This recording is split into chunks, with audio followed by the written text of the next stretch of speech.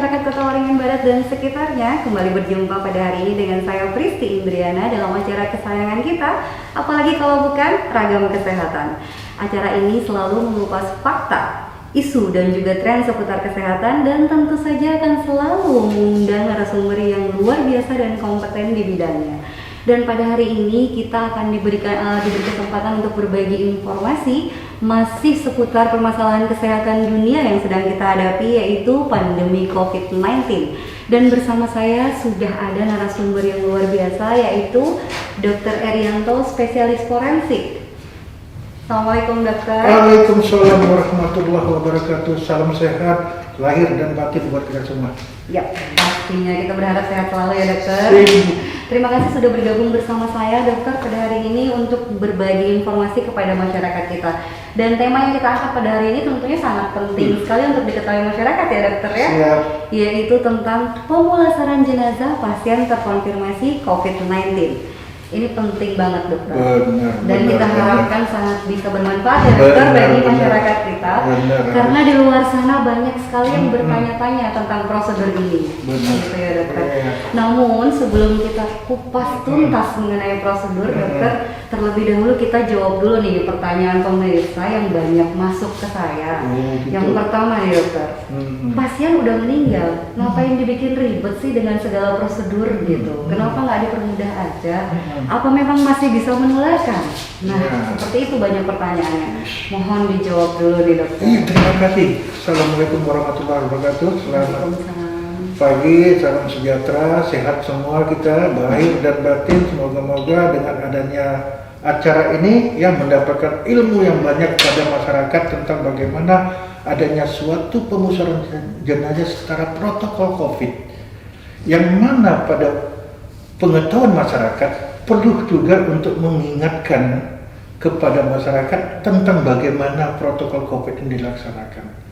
Artinya apa yang telah diberikan oleh pembawa acara kita, Mbak Pristi, yang sangat cantik ini. Terima kasih. Ya, saya sangat grogi kalau datang mau acara ini adalah orang cantik. Saya orangnya begitu dia wawancara saya sangat grogi gitu. Tapi dalam hal ini santai aja kita. Oke. Yang mana pertanyaan tadi tentang bagaimana pemusnahan jenazah protokol COVID ini dilaksanakan supaya masyarakat jangan sampai rancu untuk mengetahuinya. Betul. Karena di dalam tubuh jenazah yang telah meninggal terkonfirmasi COVID itu masih bisa menularkan suatu penularan terhadap adanya virus yang disebut dengan COVID-19 ini. Oh, masih bisa menular ya? Masih Mbak Presti. Artinya di dalam tubuh jenazah yang sudah terkonfirmasi COVID, itu dalam cairan tubuhnya bisa menularkan virus tersebut.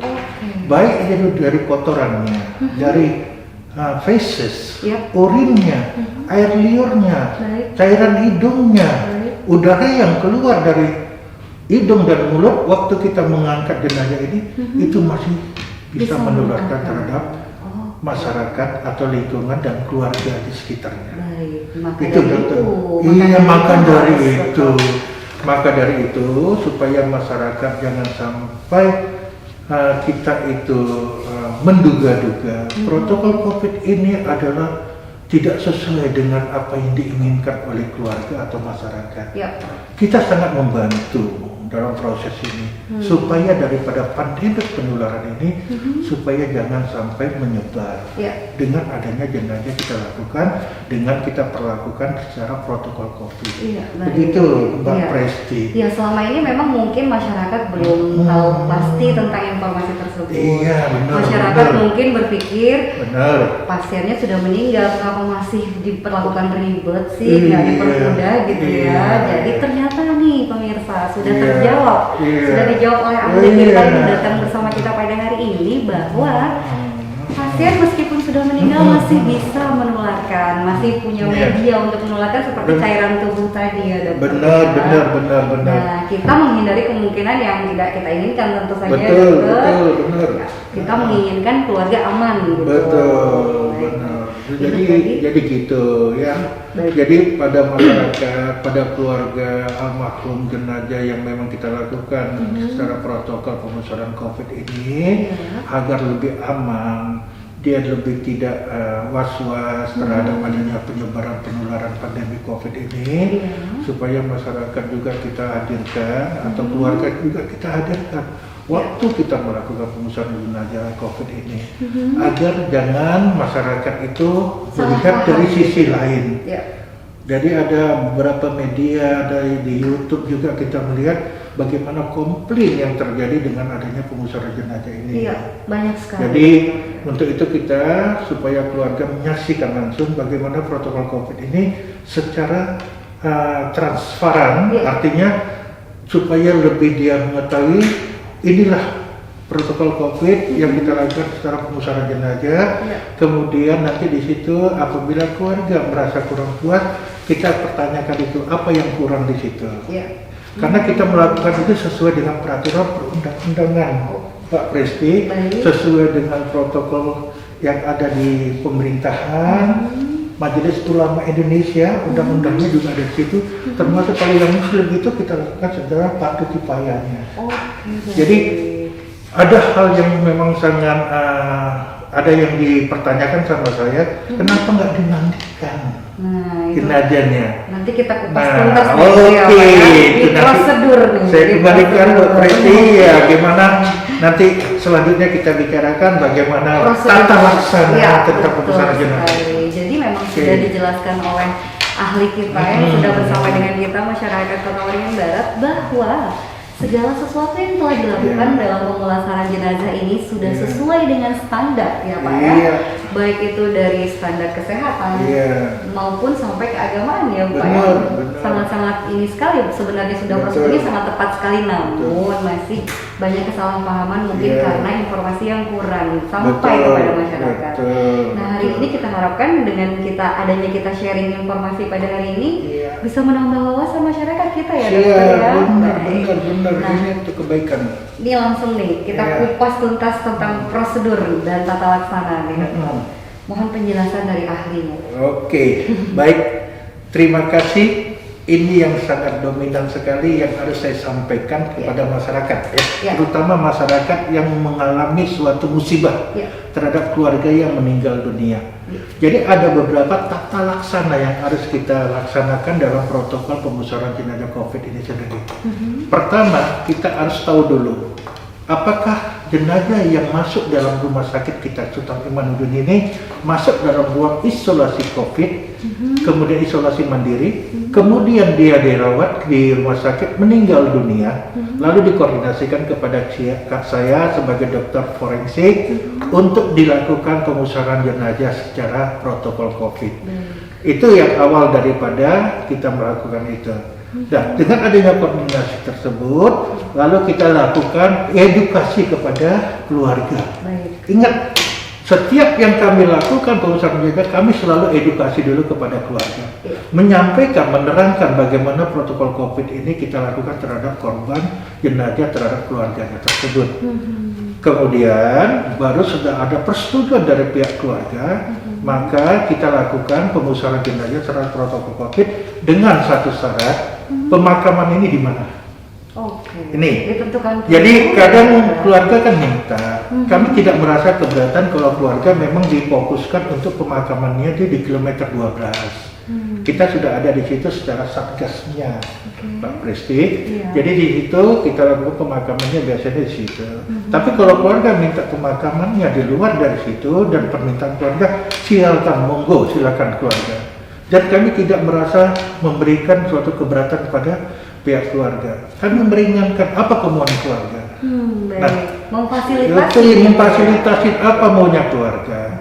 Dan kemudian kita lakukan tata laksana pemusyawaratan. Yang pertama sekali kita lakukan adalah pemusyawaratan jenazah. Apabila dia meninggal dalam satu ruangan diisolasi, kita ada di ULIR atau di Ramin, kita lakukan ke sana langsung. Jadi pihak kami sebagai kamar jenazah di forensik itu sendiri, kami sudah mempersiapkan tim untuk melakukan pemusyawaratan jenazah, yang mana kami memakai APD level 3 yang memang itu standar untuk melakukan tindakan itu. Kemudian nanti jenazah, Presti, jenazah kita perlakukan dengan tidak dimandikan ya, tapi kita tayamum. Jadi tayamum itu mengganti wudu atau memandikannya. Jadi di situ nanti disaksikan, dan saya meminta dari pihak keluarga bisa menyaksikan 1 atau 2 orang untuk menyaksikan pelaksanaan kita di situ. Supaya mereka melihat apa yang kita lakukan itu sesuai dengan syariat Islamnya kalau memang dia Muslim. Kalau kita Nasrani, agama kita yang lain juga menyaksikan bagaimana sesuai dengan permintaan daripada keluarga dan sesuai dengan peraturan perundang-undangan secara protokol COVID itu sendiri. Ya, baik. Oke, jadi tata laksana yang pertama, Pak Presti, yang perlu saya sampaikan, yang pertama kita lakukan adalah kita membersihkan dulu ajas besar dan ajas kecilnya, yaitu najis besar dan najis kecilnya. Baik. Lalu kita bersihkan seluruh tubuh itu dengan memakai daripada bahan yang sifatnya itu cairan yang ada dalam tisu ya, tisu basah atau tisu kering. Kemudian kita bersihkan seluruh tubuhnya. Kemudian baru kita lakukan adalah memberikan plastik. Plastik dulu. Plastik kita bungkus pakai plastik, kita bungkus, kita packing pakai plastik pada jenazah itu. Kemudian kalau dia Muslim kita pakai namanya kain kafan. Jadi kain kafan, kemudian baru setelah kain kafan kita bungkus lagi dia pakai plastik. Kenapa itu kita lakukan? Untuk menghindari adanya suatu cairan nanti yang keluar dari tubuh itu yang bisa menyebabkan penularannya. Jadi kita harus waspadanya di situ. Jadi perlu keluarga juga kita terangkan di situ. Ini prosesnya, begitu. Dan itu setelah kita lakukan dengan membungkus plastik yang kedua, lalu kita masukkan dalam kantung jenazah. Bisa kantung jenazah atau langsung kita masukkan ke dalam peti yang sudah kita packing. Ya, itu baru kita sterilisasi seluruh daripada baik jenazah, Mbak Presti maupun daripada peti itu dengan desinfektan. Ya, kita sterilkan semua, kemudian nanti setelah ditutup peti itu lalu kita bungkus lagi peti itu. Kita bungkus dengan plastik kelilingnya. Lalu setelah itu baru kita nanti melakukan penyulatan jenazah. Ya, jadi kita lakukan. Jadi tidak ada yang namanya kita tidak sholatkan kalau dia Muslim. Tetap kita sholatkan dengan tim yang kita siapkan di situ. Jadi ada bilal kita di situ untuk melaksanakan daripada sholat jenazah. Sampai dia itu kita lakukan fardu kifayahnya, situ sudah ada tim kita di situ. Jadi nggak perlu ragu lagi masyarakat, jangan takut lagi pemusatan jenazah ini akan membantu daripada keluarga. Oke, Mbak Presti, itu Mbak Presti pelaksananya.